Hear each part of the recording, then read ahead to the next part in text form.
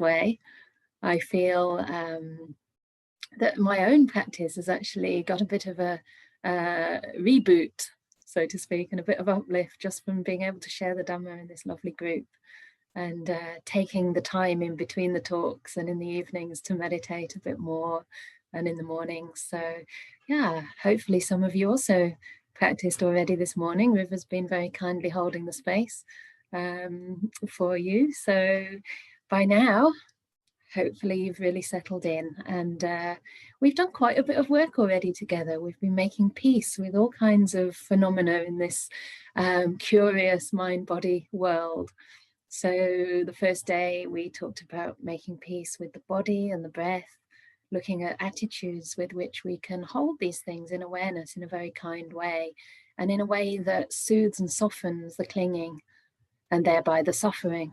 And then yesterday we talked about coming in contact with our emotional world through those bodily sensations, and through just that increased mindfulness and the sort of strength of mind, and also the receptiveness of the mind, which can start to open to our emotional world without stigmatizing any one particular emotion, but looking at our emotions as sources of information which can help us to live a life aligned to our innermost values. And I was very happy that some of you did feel some sort of connection with your emotional world, and somebody said they had a few tears as well, which is really great. And you know, having emotions is not a sign of weakness, it's actually a sign of strength, because you develop this kind of resilience and courage to just show up for yourself. Yeah. So yesterday we tended to focus a little bit on some of the more difficult, or you could call them afflictive emotions, and also thoughts, and how our thoughts construct our world, and also can build and intensify those emotions. And this was all quite, you know, there's a lot to it, and there were a lot of methods that we covered as well, where we're actively working to find healthy relationships with our thinking process, learning to discern the unwholesome, or the kind of thinking that leads to more suffering for ourselves and others, and the kind of thinking that doesn't. And again, it came back to those 3 right intentions. So any thought motivated by ill will or cruelty or sense desire is basically going to obstruct the path to enlightenment. It's going to cause harm for ourselves and others. And I'm sure we can all experience that within ourselves when we get stuck into a certain negative groove in our mind. But on the other hand, if we can notice when those thoughts are motivated by kindness rather than ill will, by gentleness, compassion instead of cruelty, and by renunciation, letting go instead of sense desire, then we are thinking in a way that's inclining our minds to freedom and peace. And another part of that sort of actually made the point that these kinds of thoughts are not compatible with each other. So anytime you're thinking a thought of kindness, it's not possible to be thinking a thought of ill will simultaneously. So we've been practicing some metta as well, where we intentionally bring up thoughts of loving kindness. And even if you're not feeling very much, and you feel that, you know, the experience of metta is still a little bit unknown to you, you can be sure that while you're actually having that wholesome thought of loving kindness, you are cultivating right thought, and those thoughts of ill will can't really find a foothold in your mind. So, you know, everything starts with our intention. And we're not looking for results. But if we keep on putting the energy, putting our attention into where we're coming from, into those right motivations, then we can be sure that we're on the path. And the Buddha said, you can know that it's the Dhamma, you can know that it's the Vinaya, the teaching of the Buddha, if it's leading to peace, to turning away nibbida from the path of suffering, to dispassion rather than passion, rather than clinging, craving, desire. To abhinya, to deep wisdom, deep knowing, to sambodhi, enlightenment, and nibbana, cessation of all suffering. Yeah. So this is the kind of litmus test, whether or not we're in line with the Dhamma. Is it leading to those things, or is it leading to more tension, tightness, clinging, grasping after sense pleasures, or after even sometimes negative thoughts? thoughts of ill will. So not to judge, but just to notice how we use our mind and how that affects us. So we've also been rolling around 3 questions during this time for your investigation. And that is, what am I doing? How is it affecting me? And where is it leading me? Yeah. And yesterday I added one onto that, which is, where is it, how is it actually motivated? Like, where am I coming from? Yeah. So where am I coming from? What am I doing? How is it affecting me? Where is it leading me? And in this way, we don't ask those questions consciously as thoughts, but we can just use them as reminders when we practice to learn about the mind. So in meditation, you can't go wrong when the whole purpose is to investigate how this body-mind is interrelated. And, there's no such thing really as a bad or a waste of meditation if we're always watching cause and effect. Yeah. Even if the meditation has developed tension in you, or you feel worse than you did in the beginning, you can look at why that is and learn about this law of nature. Yeah, the causes for peace and the causes also for suffering. Excuse me. So today, I wanted to look into more of those causes for peace and how we can learn to make peace through developing beautiful qualities in our hearts. So far, we've looked at kind of, not really overcoming, deconstructing the ways that we build suffering. But today I want to look at also how we can develop qualities that lend to that peace and that lead to happiness in our heart, because the Buddha said that happiness is part of the path and it actually should be there the whole way. It's not that this path is full of suffering and then one day you'll be happy. No, the path is a path of happiness, ever increasing joy, and also a refinement of the very wholesome kinds of joy. So it might not be kind of like stars and flashing lights and absolute bliss all at once, although it can be that way. But it tends to be a kind of quietening of the mind and a development of a very beautiful quiet joy in the heart that is sustaining and that is lasting and much more nourishing than any kind of happiness we can get through the senses. That's not to say that sense pleasure is in and of itself wrong or bad or evil, but just that it has these limitations. We can become very dependent on it. We can even become addicted, of course, if we're, say, addicted to food or addicted to drugs and intoxicants, or even just addicted to kind of distracting ourselves through music or films. I mean, it's not necessarily breaking the virtue, but it is creating a kind of dependency and sometimes a way of avoiding or distracting ourselves from what we're actually feeling in the moment. And as I said yesterday, if we continuously run away from, how we feel, especially any difficult emotions, it's like we've eaten our lunch and put the pots in the sink, but we haven't actually put them into soak. And that food starts to get caked onto those pots. And if you leave it for a day or two, it becomes really hard to get it off. So by meeting ourselves again and again, we learn to kind of take care in a wholesome way of our inner world so that things don't build up, instead of just running after sense pleasures to distract ourselves. And so there's this very beautiful sutta in the Majjhima Nikaya. It's number 139 for those who are taking notes to read later. It's called the Arana Vibhanga Sutta. And I find this incredibly beautiful because it's talking about the kind of happiness that is to be cultivated and pursued. So the Buddha said that basically the 2 extremes that he talks about that are not the middle way, the 2 extremes are any practices that tire, fatigue, even torture the body. So that's one extreme to be avoided, not to be pursued. And the other extreme is indulging, rolling in sensual pleasure, sense desire. And this also is not to be pursued. He said they're both ignoble and lead to suffering. So we're not just saying it's ignoble, it's terrible. We're saying it's ignoble in the sense that it's not going to lead to enlightenment, right? Because something that's ennobling leads you to actually become that noble one, a noble person, in the sense that you've understood the 4 noble truths. You've seen through the illusion of a self. So in that sense, these pleasures just increase and fortify that sense of self, because they're very much about me and my pleasure, my body, identifying very much with the body. But the Buddha said there's another kind of happiness.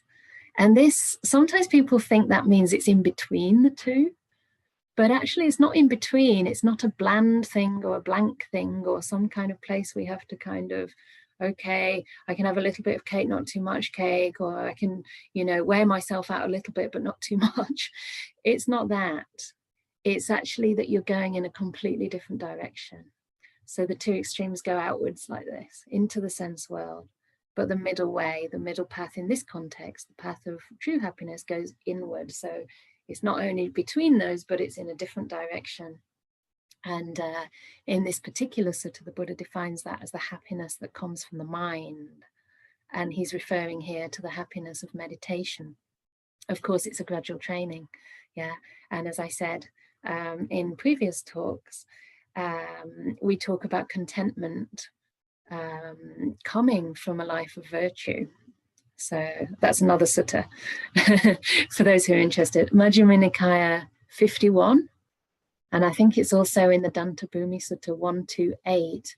They're about the gradual training, and the Buddha says that a result of living a virtuous life is that we experience blameless bliss, and that it leads to contentment. It leads to a feeling of happiness, which is closer to contentment. So this contentment is such a beautiful thing.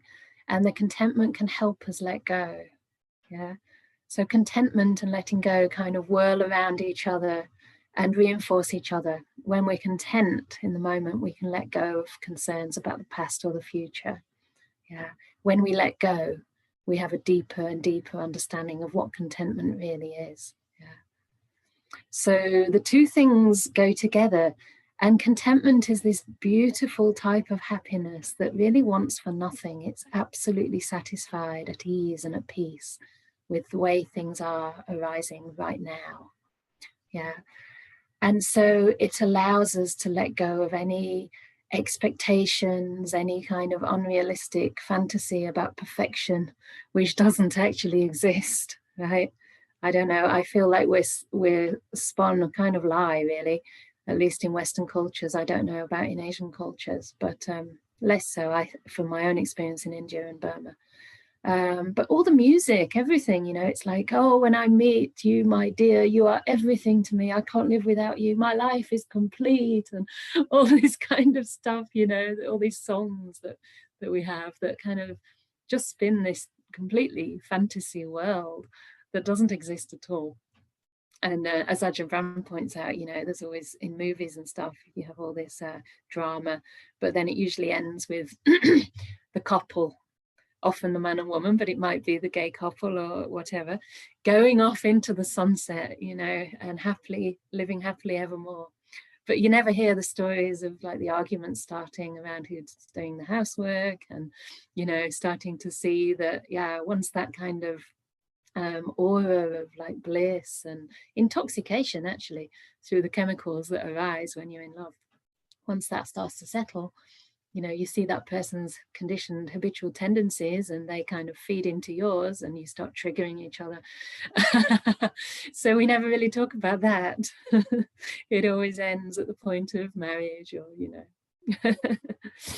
So contentment is more realistic. It's a lot more realistic about, what we can and cannot expect from the world. And not only does it settle for something average, but contentment actually means that things really, truly are good enough. That we do lower our expectations, but because of that, we can actually start to see the beauty in what is already here. Yeah. So during my retreat, I was meditating, and sometimes I just noticed that I was looking or I was thinking slightly a step ahead. The bliss maybe was starting to arise through quietening the mind. And then there's just this kind of sense of like, oh, I wonder what next, Even it's not a verbal thought, but there's just this like slight leaning into the future, kind of looking for, what might be next. And then I remembered the words of my teacher. Don't look for what's not there, look for what is there. And I was like, oh yes, again, you know, just coming into that present moment. And so contentment really helps us to sink more deeply into the here and now. And again, it's that different direction. Contentment is not looking onward or outward or into that sensual world. It's looking in, and it starts the movement of the path as an ingression rather than a progression. Yeah. So the more you stay with something, the more it opens up, first of all. And the present moment suddenly becomes alive with awareness. It becomes kind of, you start to see much more in there. At first it's just a breath, but after a while you notice the texture, you notice the sort of soothing quality, or you notice the rhythm. It can be anything. You might start to notice that the in-breath and out-breath have a different energetic quality to them. And then when the mind sort of gets into that groove with the breath, you start to make a companion of your breath. You'll notice that, you know, if you're not thinking about the next breath, you'll notice the whole breath. And you'll even notice that pause between the breaths as well. There's a slight pause between, you know, the out breath and the next in breath, the in breath and the next out breath. So we really start to move inward, and the whole path starts to change. There's this really lovely analogy that, again, Ajahn Brahm comes out with, and I kind of experienced that a bit during my rains retreat. He says, you know, there's this like ancient story in the Buddhist texts about the river being so wide, and we need to cross from one shore to the other, right? And it's this huge river. Sometimes it seems more like an ocean, and we think, how can we ever get across? You know, how is it possible that somebody like me can actually, you know, start to let go of all my attachments, all my cravings, and actually experience this unconditioned peace within myself? I have so many defilements, I have so many things wrong with me, and we always focus on the faults, right? Actually, it's not true that we have so many things wrong with us, but they tend to get magnified in our fault-finding mind. And so what do? We have to get a boat. We have to get a well-equipped boat. So we put all the qualities in that boat. We build it up with compassion, with, you know, meditation, with mindfulness, with metta. And we think we have to go across. But Ajahn Brahm says it's almost like when you actually realize that the way is not moving across, it's moving inward.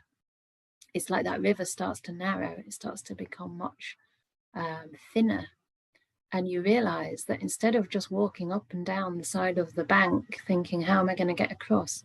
You start moving inward, and you realize you just turn in a slightly different direction, and you realize that actually that river is just a step, just one simple step, and you're across it. And it sounds a bit weird. It sounds like, what's she talking about? Like, how can you kind of narrow that river? But really what we're doing is narrowing that place between where we are and where we want to be. And we're narrowing that through contentment. Yeah. So in the First Noble Truth, the Buddha says one of the definitions of suffering that he gives is that suffering, as well as being life, birth, death, aging, everything in between, the existential suffering, there's also a psychological suffering. And that includes association with the disliked, separation from the liked, and not obtaining one's wishes is suffering. Yeah, it's very obvious in a way, right? When you're associated with something you don't like, you want to get rid of, that's suffering straight away. When you're separated from what you want, you know, I came to this meditation retreat and I wanted that in 3 days my mind would settle and I'd feel some energy, I'd feel more positive, but actually, you know, I'm still feeling tired and groggy. So we're separated from what we want. But there's a really quick way to resolve that, which is being happy to be with what you have. Yeah, wanting to be with this disliked, actually wanting to be there, wanting to be with your anxiety, with your depression, wanting to get to know it. Yeah. And then the disliked actually starts to turn into the liked. It's really amazing. Through our attitude, we actually start to perceive things differently. So the quality of our experience, the objects of our consciousness actually start to change. You know, the depression or the boredom might actually start to seem quite interesting. Sadness might start to seem quite tender, quite poignant. Something beautiful, melancholic in there. Yeah. And then we continue to give that sadness the kindness and the metta, and it actually starts to change into a feeling of warmth, a feeling of metta and kindness. So we're no longer separated from where we want to be. Everything is right there in the moment. The other beautiful thing about contentment is it allows us to stay present for longer with our experience. As I said yesterday, it's the antidote to restless desire, restlessness, the winds that just blow us off into the future or back into the past or just into some sort of fantasy world. You know, we don't want to be here. We want to fantasize about something different.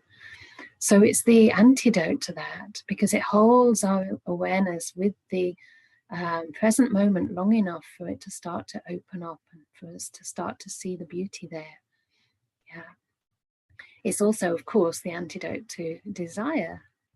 If you're content with what you have, where is the need for anything more? It's one of the best periods of my life. I mean, who knows? There may be better ones to come.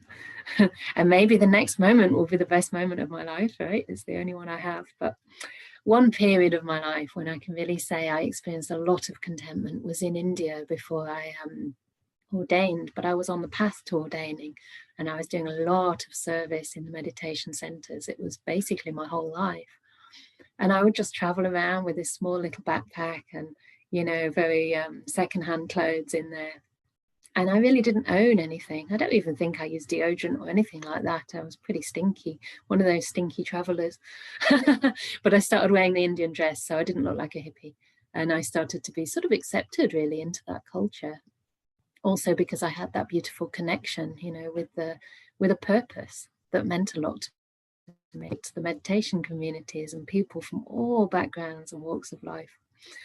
And I noticed, you know, that because my life had a purpose, I had this really strong sense that I was here to practice the path, and that this path would lead to the end of suffering, and that I had my whole life ahead of me. I mean, I was 20 at the time I started meditating, and I knew that I had my whole life ahead of me and I could prioritize the practice. And there was such a sense of purpose there that I really didn't need anything material in the world. Of course, I do respect that there are people who have nothing. There are people in that country, especially, who live in abject poverty. And I'm not saying that that is okay. That's not okay. We need our basic needs, you know. We need to have food that at least keeps the body alive and hopefully even nourished. And I was always fortunate enough to just about make it, you know, in that way. I'd have my fried rice, the cheapest thing on the menu. Or I'd be fed on trains by Indian families, you know, and share their chapatis. So I don't think I ever went hungry. But I didn't have anything excess to my needs. And I noticed that I didn't need it, because the contentment, the wealth, the Buddha says contentment is the highest wealth, was within my heart. Yeah. So I didn't need to find meaning in the material world in quite the same way that most of us strive to, and that we're encouraged to, especially in the Western world. You know, get a better car, get a bigger house, and then you'll be happy. I can get into that with the monastery. When we get the bigger monastery, you know, when we get this beautiful place with land and you can all come and visit.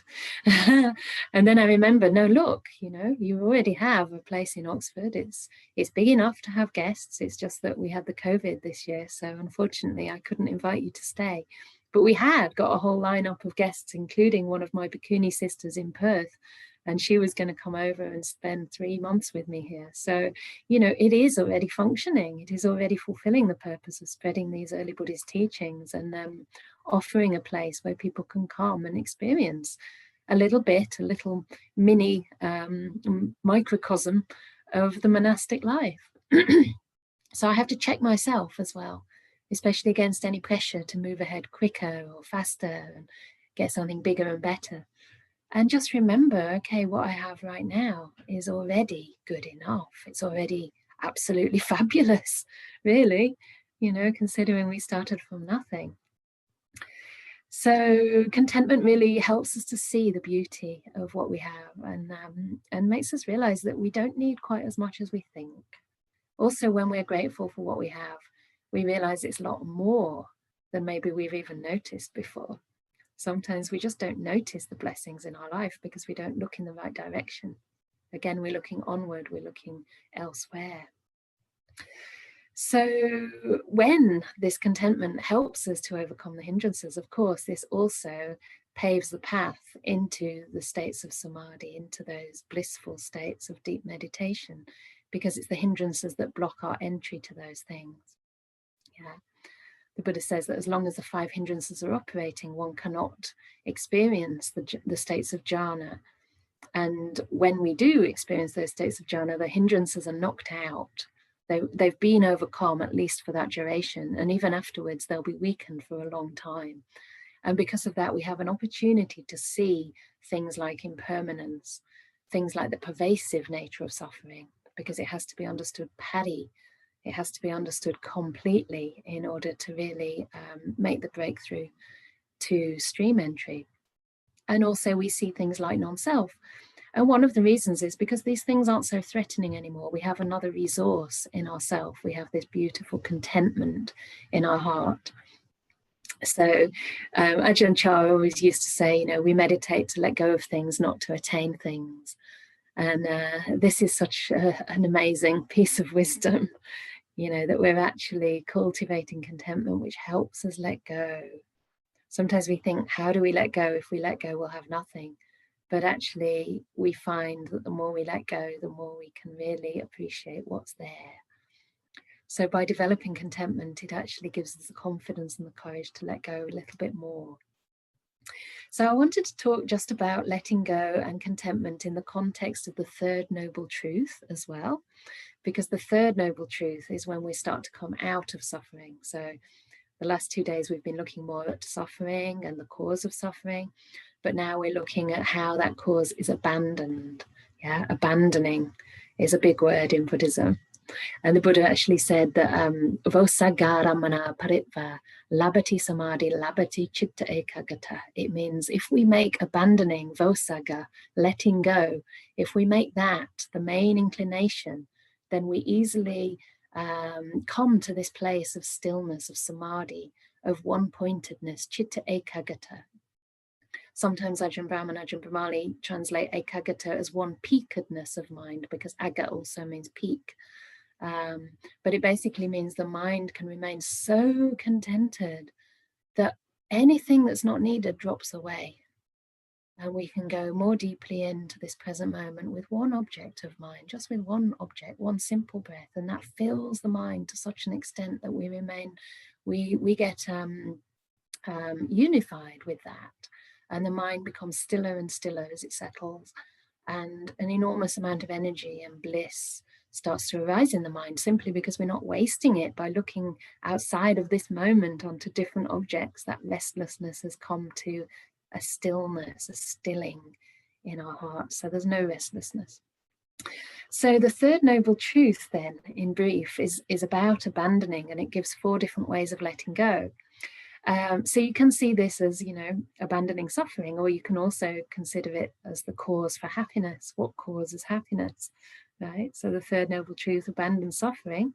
The result of abandoning suffering is happiness, contentment, deep inner peace, right? Well, the subject of this whole retreat has been making peace, being at peace with experience. So this is how we do it. And the first one that the Buddha talks about is called chaga. So there's 4 different ways of letting go. The first one is chaga, and that is translated literally as giving. You also find this in the suttas when the Buddha talks about chaganusati. It's called recollection of one's goodness, recollection of one's giving, one's virtue, because virtue is based on giving. It's based on generosity, isn't it, really? It's a generous thing to be kind and to abstain from harming another living being. So giving, what does that mean in the context of meditation? This is one of my favorite methods, and I see it as giving my full presence to this moment, really giving of myself, giving all my love, giving all my care, all my attention, just to this one moment, whether it's one moment of the breath or one moment staying present with something difficult. I just give everything I have to that moment. So it's again going against the idea of getting, going against the idea of meditating to get something from me. Instead, what can I give to this moment? sometimes it's nice to imagine that, you know, especially if you're going through a storm and you think you can't meditate, and maybe, you know, your meditation, your mind is all over the place. You think, well, never mind, I'll dedicate this meditation to the Buddha. I'll just give this session to sit in the presence of the Buddha, so to speak, or in the presence of love, or in the presence of anything you hold dear, you hold, you know, to be exalted, to be noble.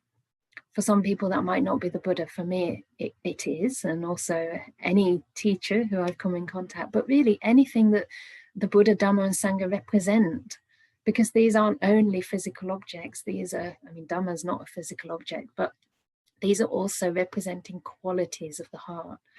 So we just give for the sake of that. We give for the sake of giving, because giving is a beautiful thing to do. Another thing I love to incline my mind towards with the attitude of giving is giving trust to the breath, giving my trust to the breath. So the breath has entered the mind, and now I've allowed my mind to open up to that breath. And once I feel that, you know, that's fairly steady, I just give my trust to the breath. You take over from here, you know. Just let the meditation unfold. I don't need to hold the breath. Rather, the breath can hold the mind. Yeah. See how this is different? You actually give your mind to the breath. You give all your love, compassion, presence, etc. to the breath. And it's just very subtle. I mean, it's not like you're really doing something. It's just reframing your perception slightly. And it can really create almost like a quantum shift.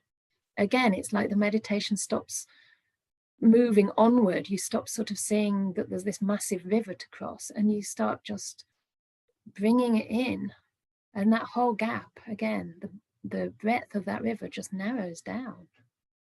It's just a simple step. There you are with the breath right now. You've just given to the breath. So, and that's the whole thrust of the path, generosity of body, speech and mind. You know, it's all about giving away, giving away.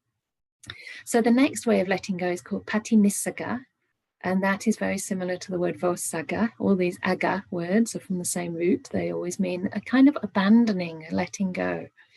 Sometimes the word abandoning can seem a little bit like, ooh, especially if we have abandonment issues, you know, it can feel a bit, but think of it as abandoning anything that's no longer serving you, anything that's not good for you, any self-limiting, self-critical talk or views, yeah, any ideas of I can or can't do this.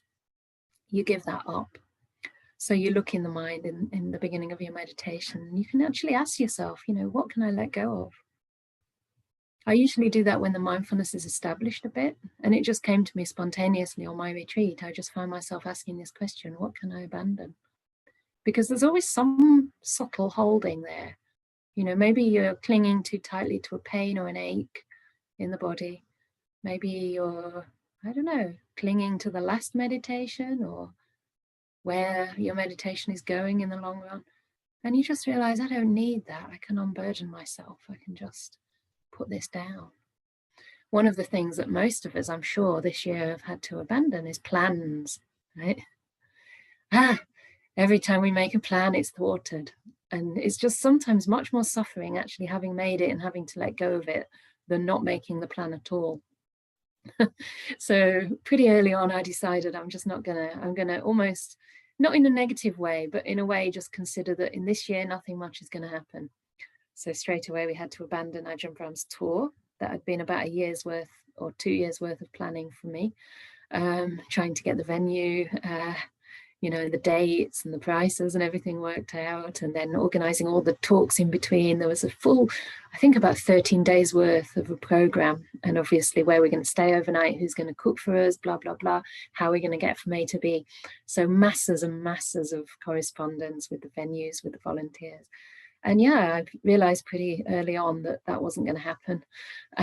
And we just had to let go of the whole thing. And Ajahn Brahm's the eternal optimist, so he kept saying, yeah, maybe it can happen, maybe it can happen. But I just wouldn't go there because I knew it wouldn't. And I knew it was more painful for me to think that it might happen and then get kind of knocked back again than just to accept that, okay, not this year, you know. And so, yeah, I held out a little bit of hope for a while that I could get to Australia for my rains retreat. But again, I quickly realized, I don't know, maybe by March or April, maybe that wasn't going to happen. Maybe only by May, because we were still thinking they might open the borders, but obviously it didn't happen. And actually, it was a sort of relief every time I put down the plans. And I also had to put aside this idea that I could only progress in my meditation with my rains retreats in Perth. I actually thought that. I actually thought, you know, unless I have my rains retreats every year in Perth, then I won't make enough progress to make this monastic life worthwhile, because I'm just so busy, you know, with all the admin and the background work and the running of the charity. It's just not going to happen, you know, unless I have those 3 months with my teacher. But in fact, when I looked at it a different way, I realized that I had everything I could wish for right here.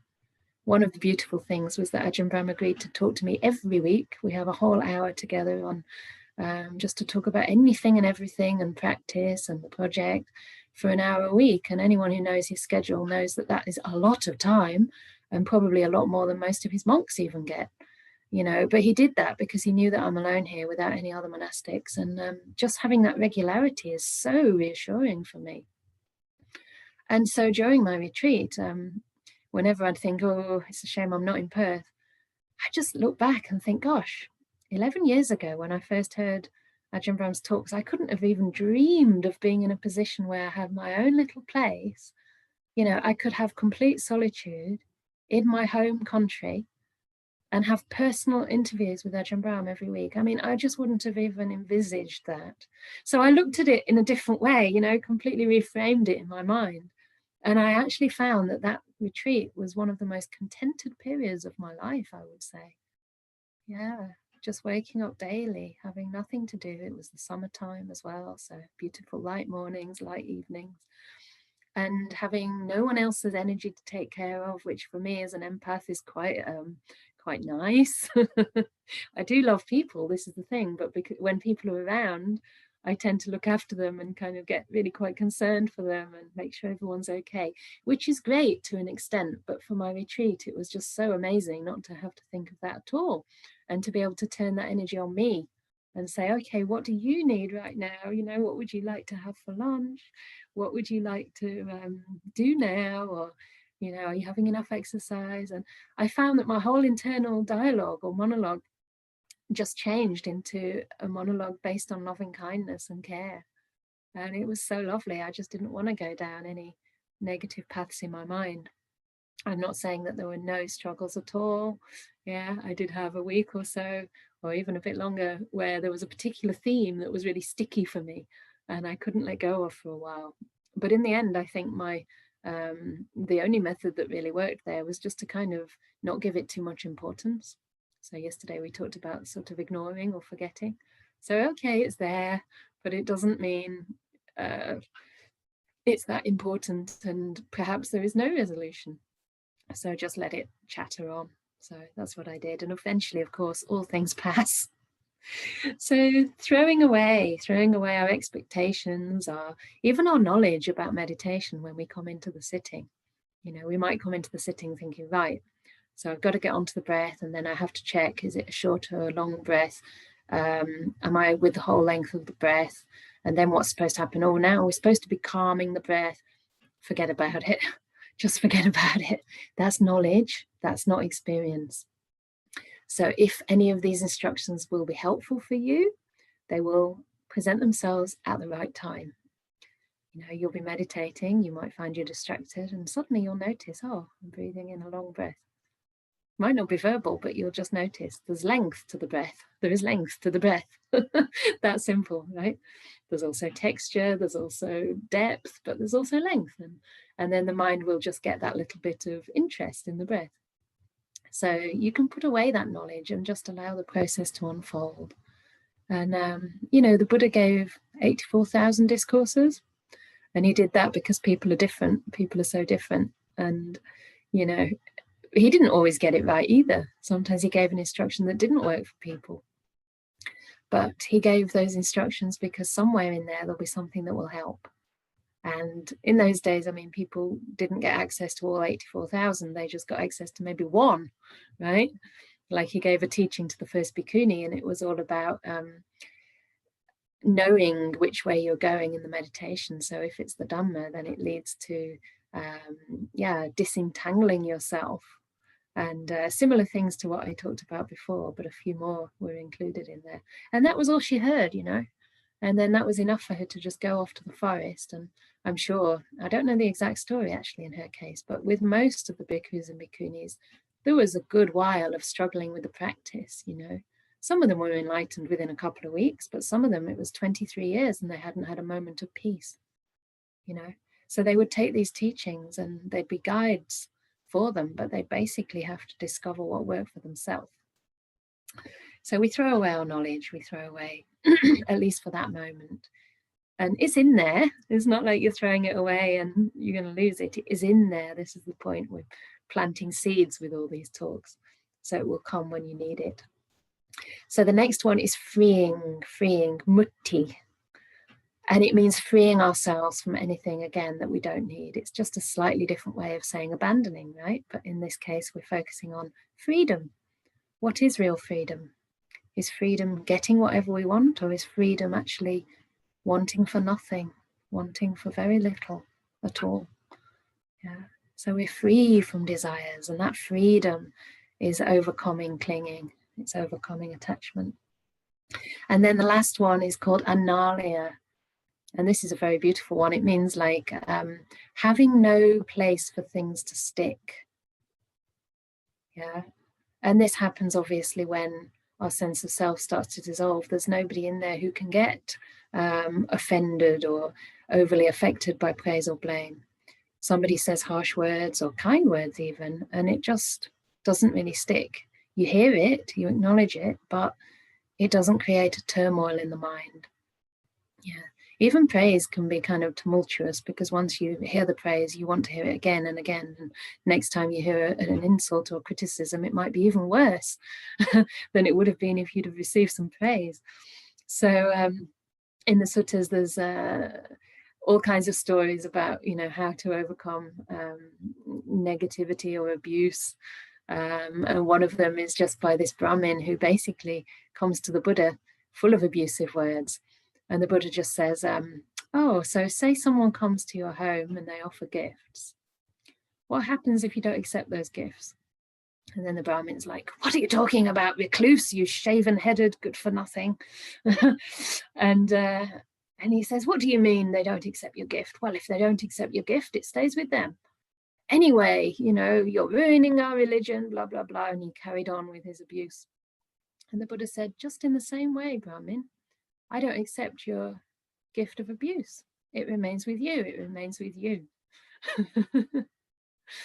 So I wouldn't necessarily recommend you say that to somebody, but we can have that attitude, right? We can just understand that if that person is coming with their negativity, with their anger, wanting to hurt you, wanting to harm you, it actually is their suffering that they're trying to project onto you. It's not really about you at all. It's about that person. They may be having a bad day. Something may have happened, that you're not aware of, and they might actually need some compassion. So sometimes we have to have our boundaries, but also if we do have to avoid that person and stand back from that person, in our own way, we can then practice compassion towards that person, and not take it personally. And then there's a little sutta in here. I'll just read out a little bit, because this is, I think, quite practical and something that happens to us all the time, right? The ways we're addressed by speech. So the Buddha says here, okay, for the sutta people, this is Majjhima Nikaya number 21. So the Buddha says, I'm going to call it community because the word monks is always used. Community. There are these 5 courses of speech, 5 ways of speech that others may use when they address you. Their speech may be timely or untimely, true or untrue, gentle or harsh, connected with harm or with good, spoken with a mind of loving kindness or with inner hate. Okay. Herein you shall train yourself. Our minds will remain unaffected. and we shall not utter no bad words. We shall abide compassionate for their welfare, with a mind of loving kindness, without inner hate. So that's the equanimity and the compassion. But then further, he continues, we shall abide pervading that person with a mind imbued with loving kindness. And starting with that person, that's interesting, we shall abide pervading the all-encompassing world with a mind imbued with loving kindness, abundant, exalted, immeasurable, without hostility and without ill will. This is how you should train. So that's an interesting sutta also, because it's, giving us some very practical things to train in so that we're not affected by that harsh or untimely speech. But also it's interesting because usually with the metta practice, we start with ourselves and then we go on to the love person. But in this sutta, it's saying, starting with this person, we practice loving kindness. So that's just a little tip as to how we can overcome anger. And I think the reason the Buddha says it here is because to stop that anger that we might generate in response from turning into resentment. So in a way, it's to protect ourselves, right? So this is abandoning. And yeah, I sort of want to close here because, oops, I have gone over time, but I don't know. There's one more story about speech and about praise and blame, and it's quite amusing. I'm wondering if anyone would like to hear a story. Yeah? Okay. It's a little bit of a naughty, slightly cheeky story, but it's funny as well. So this is from Opening the Door of Your Heart, which you may know.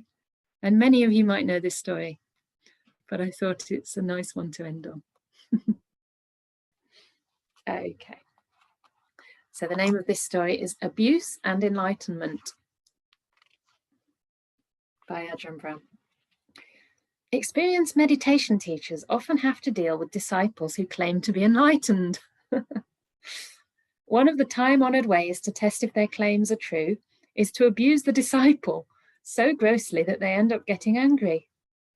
As all Buddhist nuns and monks know, the Buddha clearly stated that one who gets angry is certainly not enlightened. A young Japanese monk, strenuously intent on nibbana in this very life, was meditating in solitude in a secluded lake island hermitage near a famous monastery. He wanted to get enlightenment out of the way early on in his life, so he could then attend to other things.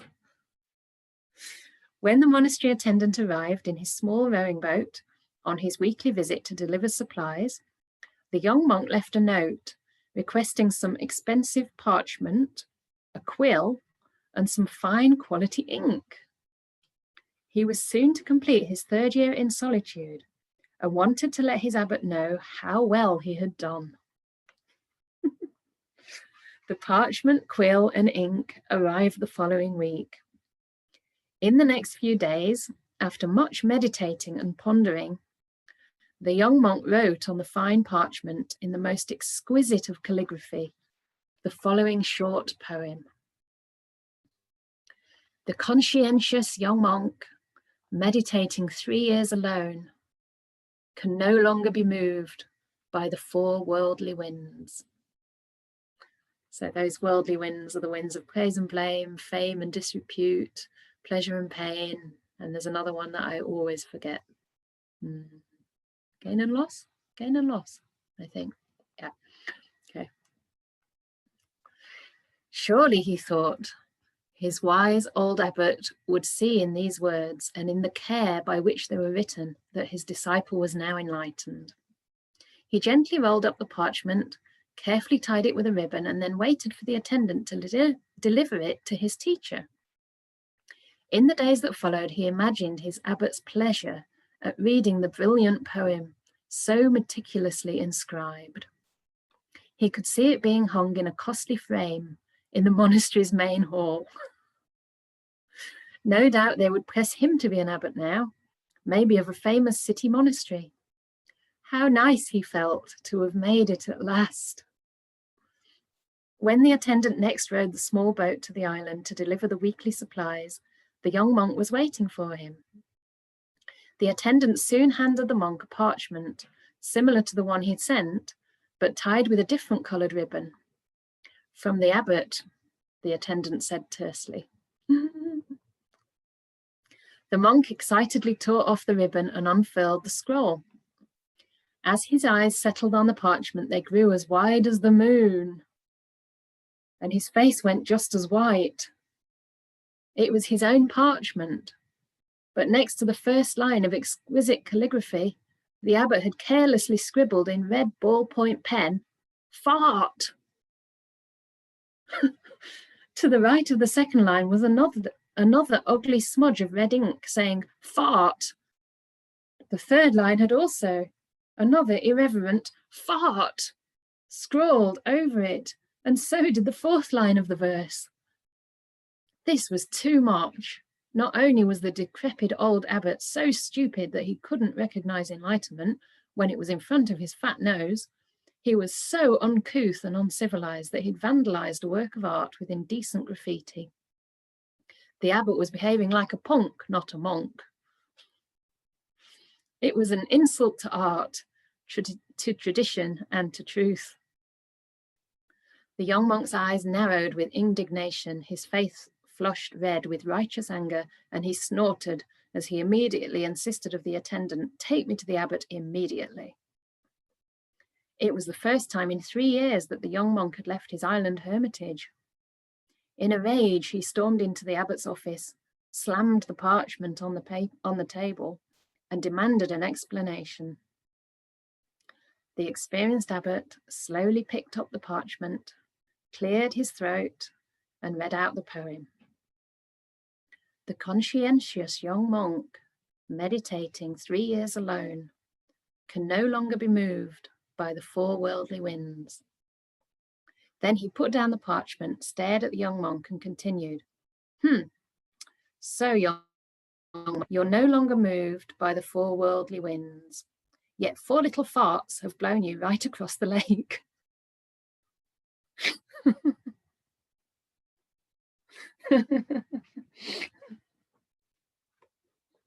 So there you go.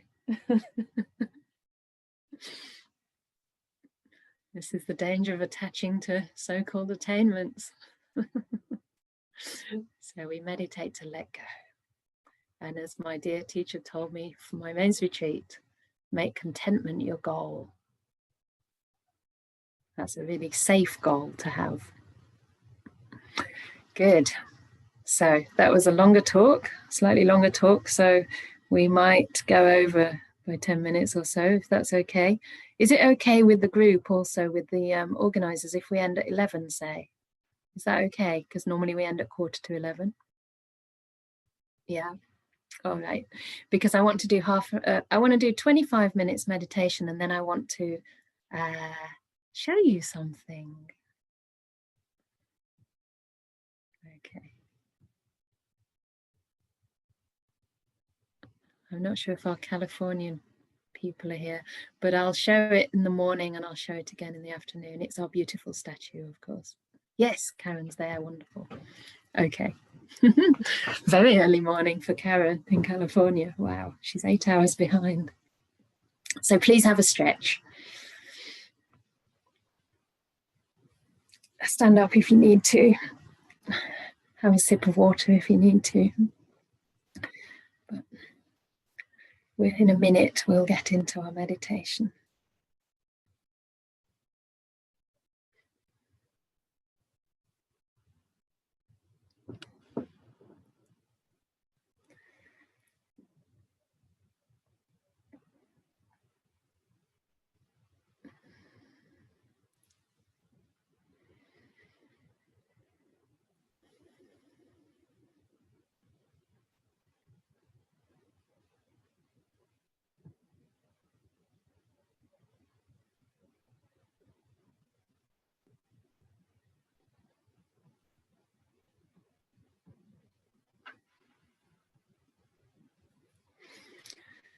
So closing your eyes, wiggling about, rolling the shoulders, stretching the back, Giving your ankles and shins enough space so they're not pressing into each other.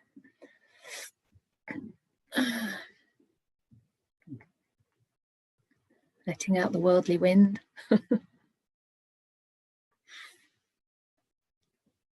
Luckily it's coming that way today, not the other way.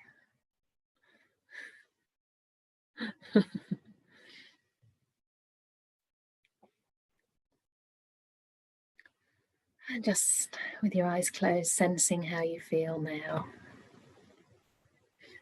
Understanding it's all welcome, even tiredness, fogginess.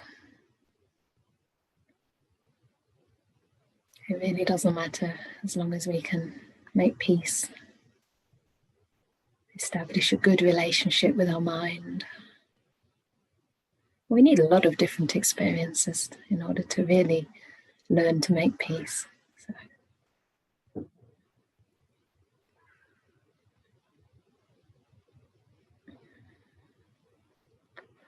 And again, with your eyes closed, checking through your body. Welcoming your body into this space and asking, is there anything I can do to make you more comfortable or at ease? And when you ask that question, listening with your inner eye, so to speak, listening into the body for any response.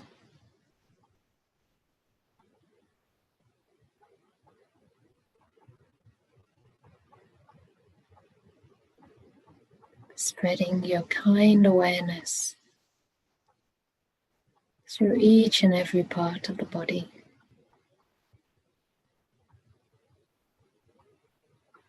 As though the warm sunshine was shining on every part, every feeling, every cell. Soaking right through.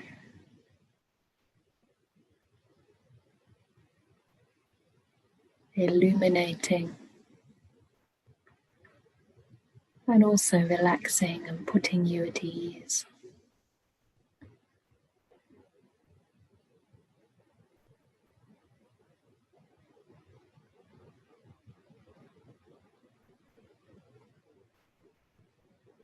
Noticing if there's any tightness or holding that you don't need.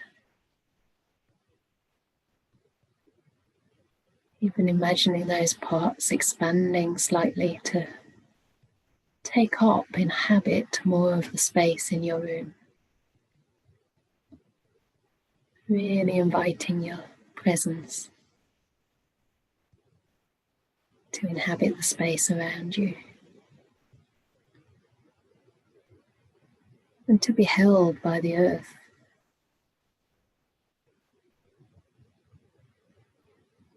Surrendering to gravity, whilst also feeling the space above. Perhaps extending the spine a little bit and top of the head.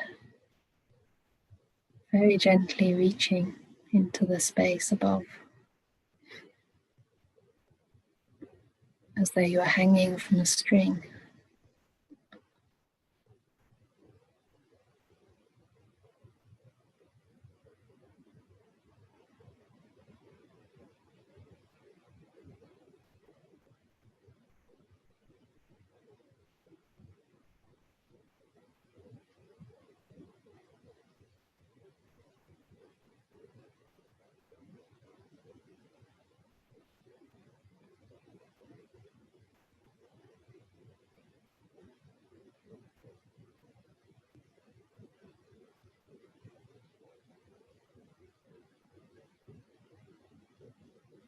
Noticing any tightness or holding in the breath. Just allowing the breath to flow freely,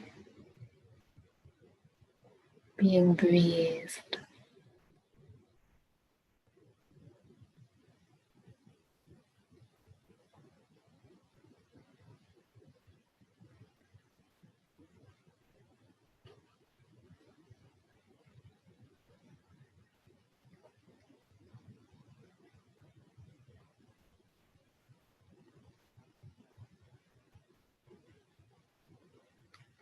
So to start the meditation, I'd like to invite you, if you wish, to imagine that you're in a place, perhaps a real memory or an imaginary one,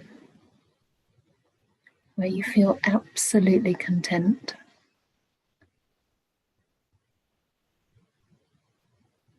Maybe a time in your own life,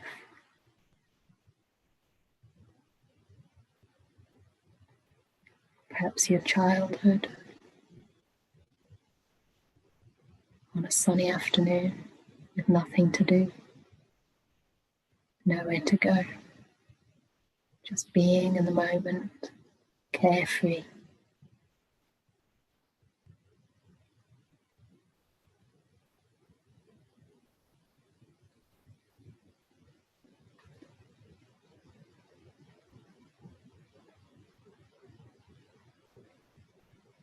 A time when you really felt content,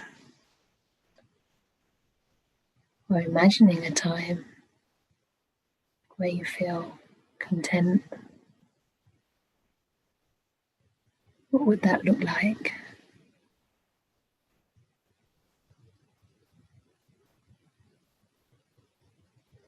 See if you can create the scene in your mind, where it is, what time of day, whether it's warm or cool,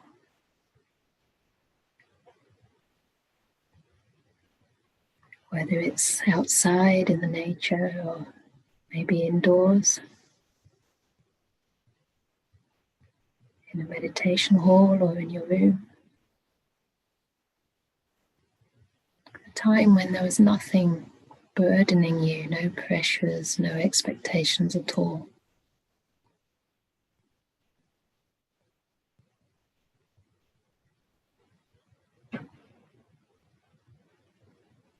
Notice how your body feels.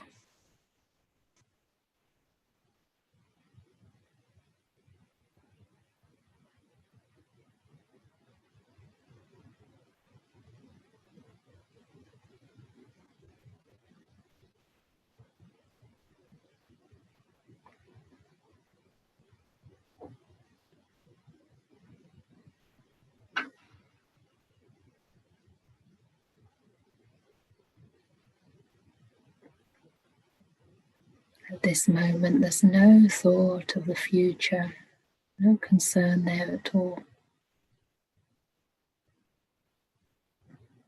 No regret about the past.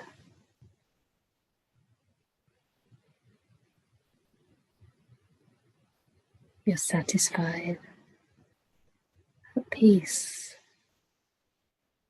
and at ease. Everything is just good enough.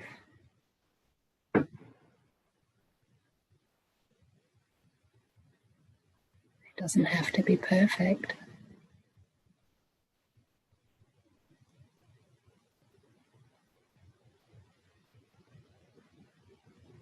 What a relief.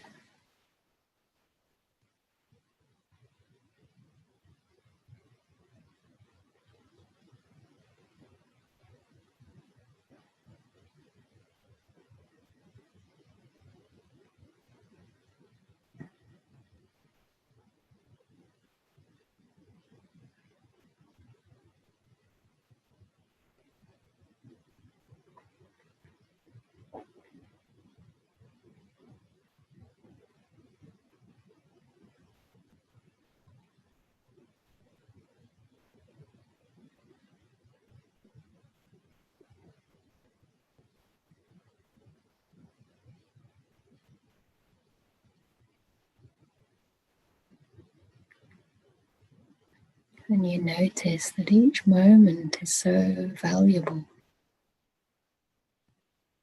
so complete. There's no need to go anywhere else.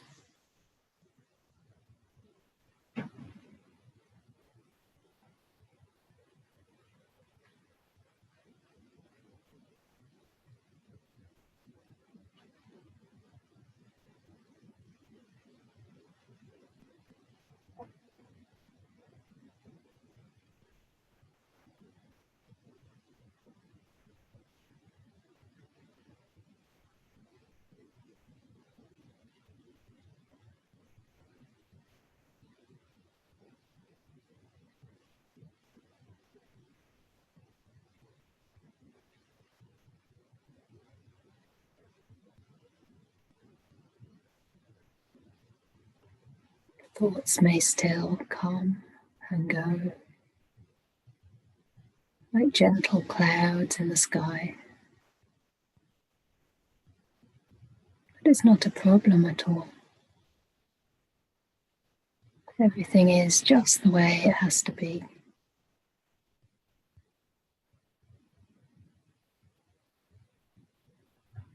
They arise, they pass, due to their own causes and conditions. Only visitors, only guests. But you stay deep in this moment, giving all your care, your time, your love.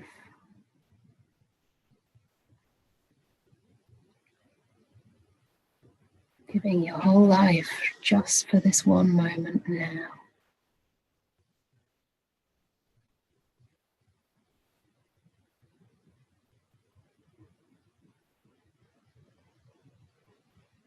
The only moment we ever have.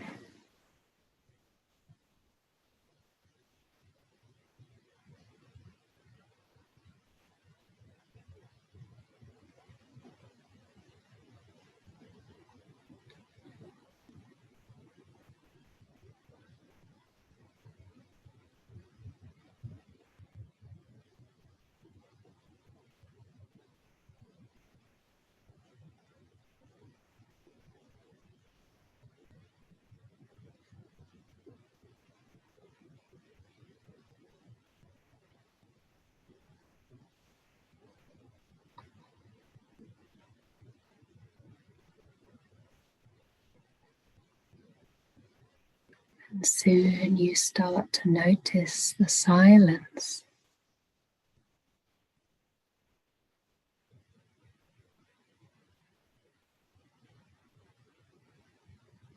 The space between my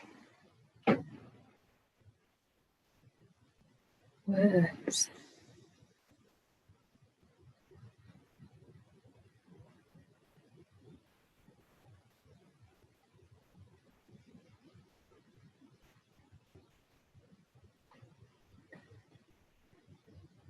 And very gently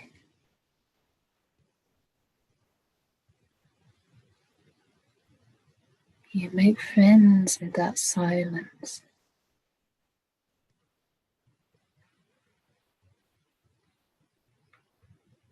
Trusting the truth beyond the words.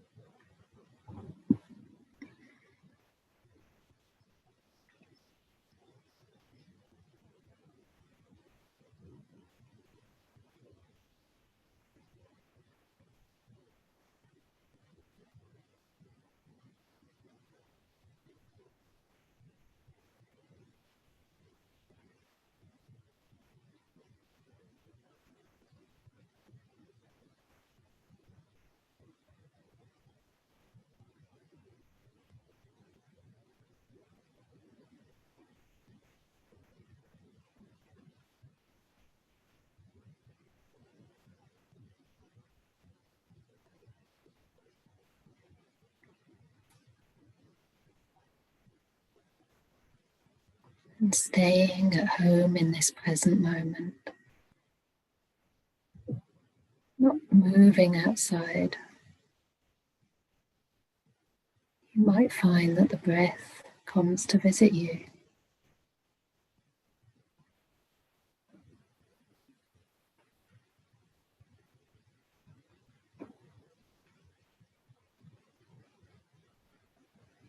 If the breath comes in, welcome it without demanding it stay.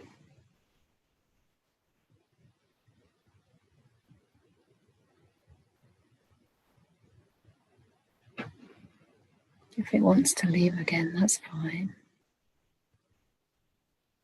You're content.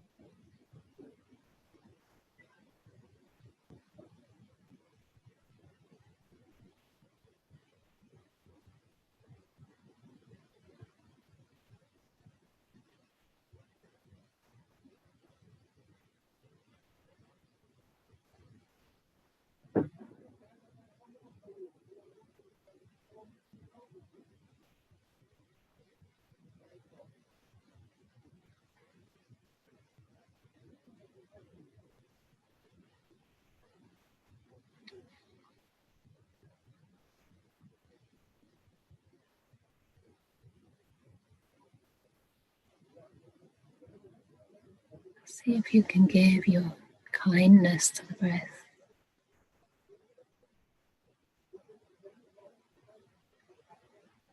Give your trust to the breath and allow the breath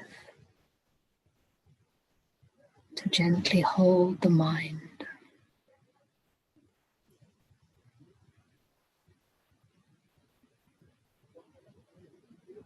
Bringing you more and more deeply into the center of time. Just this part of this one simple breath. Nothing to do. Nowhere to go.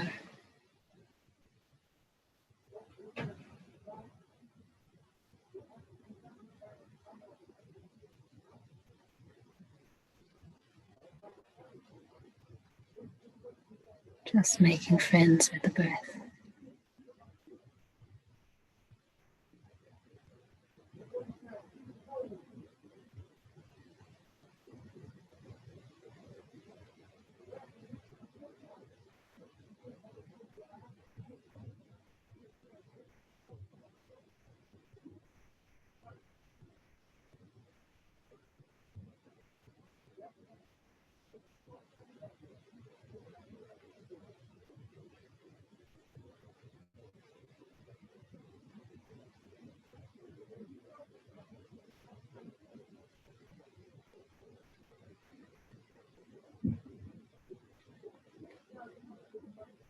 Letting go of anything you don't need right now, which is not connected to the breath or to contentment.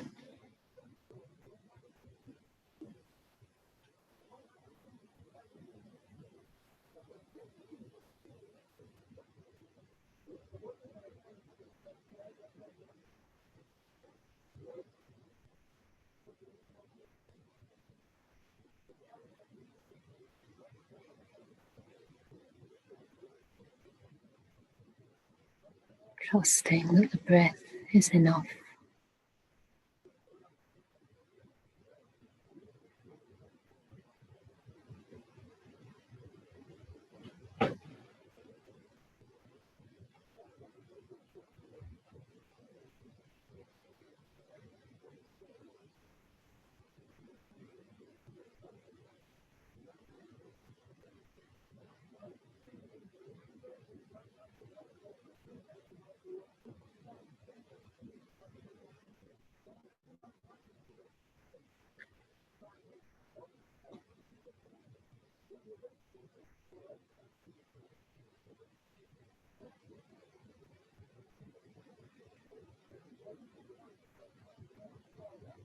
And just as content if the breath disappears.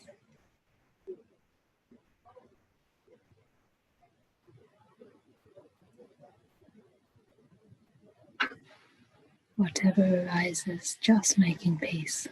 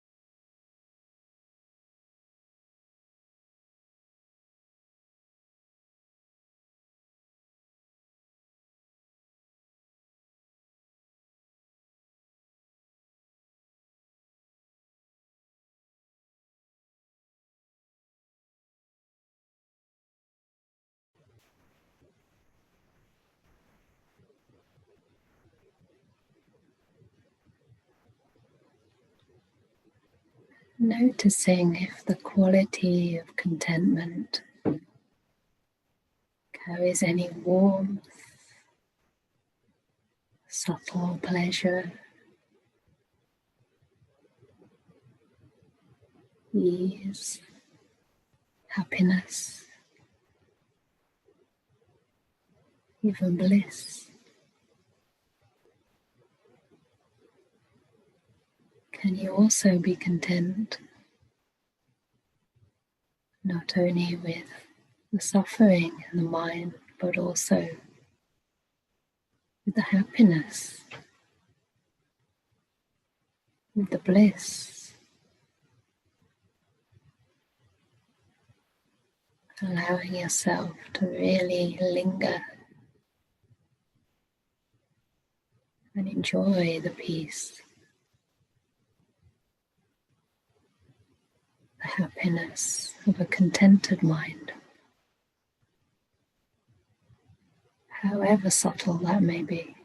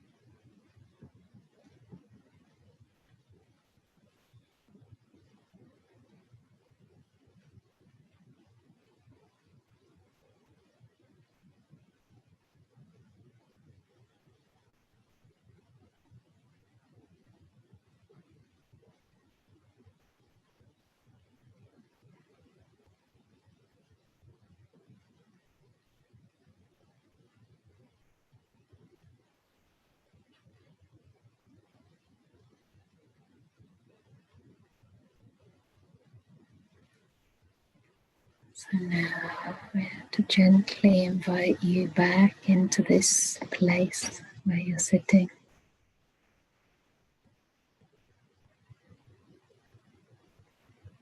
Into your body.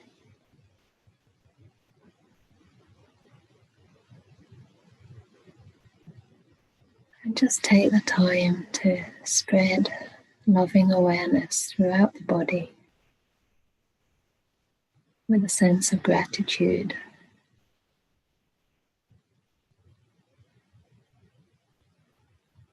To your body for allowing you this time, for being healthy enough so that you can meditate.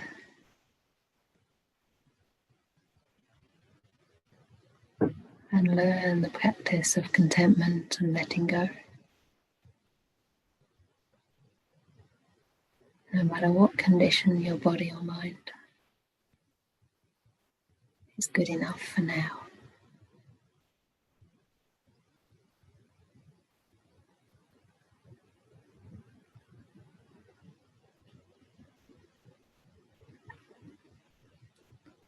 So in your own time, gently opening your eyes.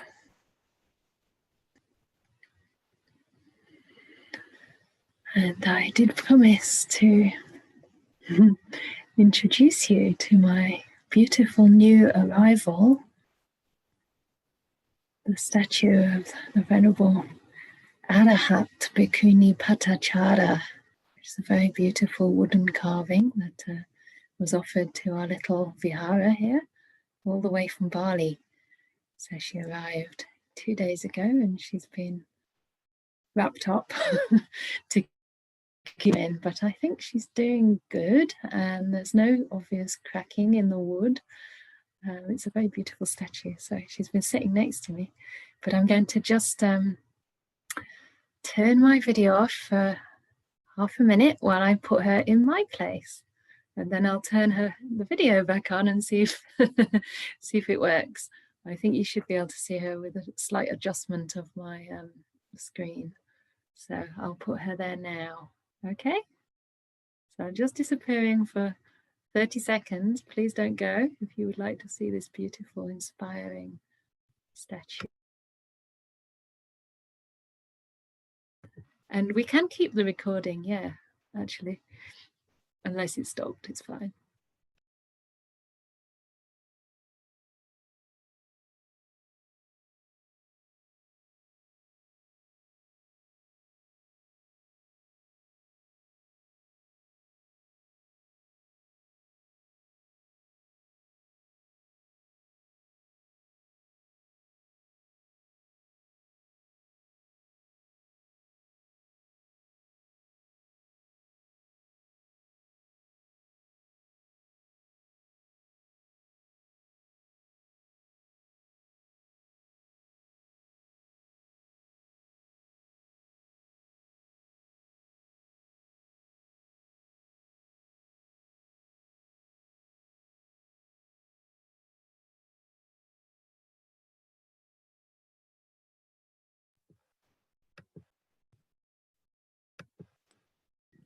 So here we are.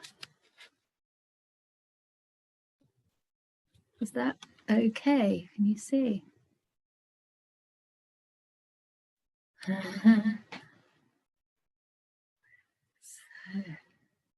here she is.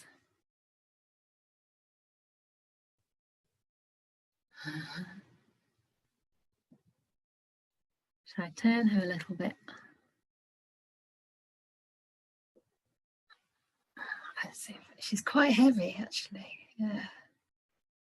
There you can see the beautiful face. Turn her a bit more as well. You can see her from all angles.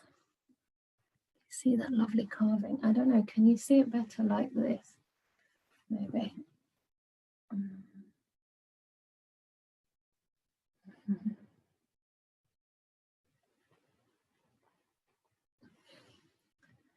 So there she is.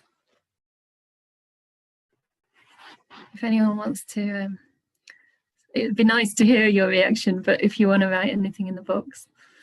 Anyway, I will bring her back again later, maybe as well. And I think, oh yeah, we're having our lunch now, aren't we? Having a walking meditation. Yeah, I'm glad you find her serene. I find her very serene. And it's a very special wood. It's hibiscus tree. So it's very pale. I wonder if I can show more clearly, like some of the wooden detail. You see how it's got sort of grey streaks in the wood? That's one of the characteristics of that wood. There's her face more clearly.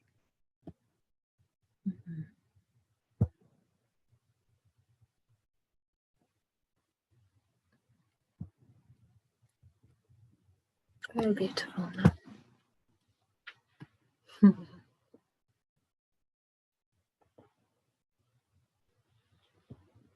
So there she is.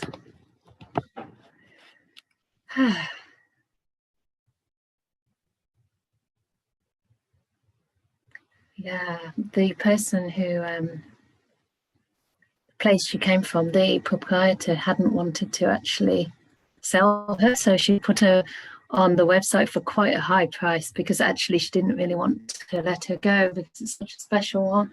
But then when we expressed our interest, she was so happy that it would come to a bikini monastery that she made a major reduction and didn't take basically any profit. She forwent all profit, and we just, and then all these, because it was an American organization who like sells them from Bali. I put a post on Facebook and sort of said if anybody would like to contribute, and quite a few people in America, some of whom I don't even know, they basically offered her. So about 5 people, and they sorted everything out, and yeah, amazing. Even this fabric was offered as well for free, and also another one They're very old fabrics. One's from Thailand and one's from Cambodia, and I'm not sure which is which. But that was a gift as well for the monastery. So yeah, we're sharing the screen now, Patinsaga. So it is time for some walking meditation now. And if anybody wasn't here with us yesterday, this is just a nice opportunity to carry on bringing that quality of being at peace with experience into the walking posture. And through the walking posture, you can come in contact with all sorts of sensations happening in your legs and in your feet, and really learn to take that meditation into different activities in your life. So if you do want to spend half an hour or so doing some walking, you can just choose a stretch of room, or hopefully of your room, because it's probably quite cold for most people outside. But you can do it outside, wrap up warm and go and find a park and just be aware of your feet moving. Yeah. So the idea is just to help bring us into presence and into connection with our bodies in this moment through the walking posture. So that's the invitation, and we're going to meet again at 1:30. And we will have some discussion at that time on metta, loving kindness, probably my favorite subject, because it's the last day of the year, and it'll be nice to practice some loving kindness as a way to gently let this year go. And yeah, I gave an invitation yesterday to everybody here to think about some resolutions. Not really resolutions. I've got 3 questions anyway for you. And if you want to reflect on these, you're welcome. And then bring your reflections to the session at 3:20. So you've got a bit of time to think about it. And at 3:20, if you wish, we can share some of these together. I guess I'm going to have to make some as well, right? Otherwise it's not fair. So what I suggest is that you write down something I'm grateful for, something I'd like to abandon or let go of, and something I'd like to develop or bring forth.